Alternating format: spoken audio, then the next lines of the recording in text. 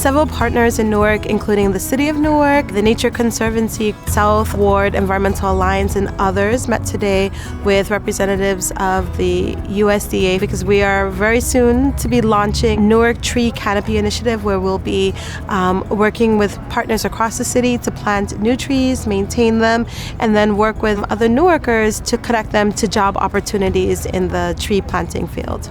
The $1.5 billion investment that we are celebrating in Newark here today under the Forest Service's Urban and Community Forestry Program, this is going to be a transformational investment for so many urban communities that have urban heat island issues, that have associated issues related to tree canopy cover that has historically not been as high as in their more affluent areas nearby. The grant money will be used by a number of partners to be able to invest in trees, training, outreach, education, planning, long-term maintenance, workforce development, and the long-term care of the trees that are planted through this investment. Really appreciate the Nature Conservancy's role as a partner and expressing the value of the other partners at the table and the willingness to learn to be able to elevate and create access and seats at the table for others. I think that's really important. For me, public health plays a big role in this. And I really would like to see us work on a longer-term vision of how can we impact public health. But I know with the group of people in this room that we have a lot of people who know a heck of a lot more. And we are here to say, we want to listen, we want to help, we hope to be a part of the solution. And we're open here to listen to what you have to say, because you know more than we do at this point. Today was a great opportunity for the partners who want to see more greenery in the city of Newark, particularly with the trees, come together and realize the benefits of what trees do for an urban community.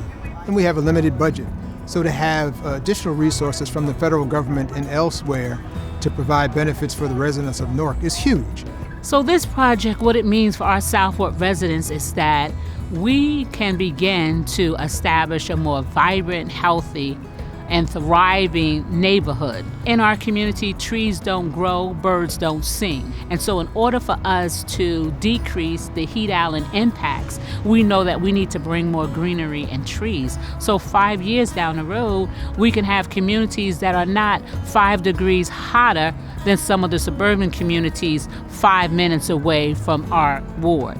The funding is great because it allows us to plant trees, which has a bigger impact on the community. However, for an organization like ours, who has an educational component, it's great because it's nice to see how we'll end up impacting our children ultimately at the end of the day. What we can do is we can use the work that we're doing to educate them.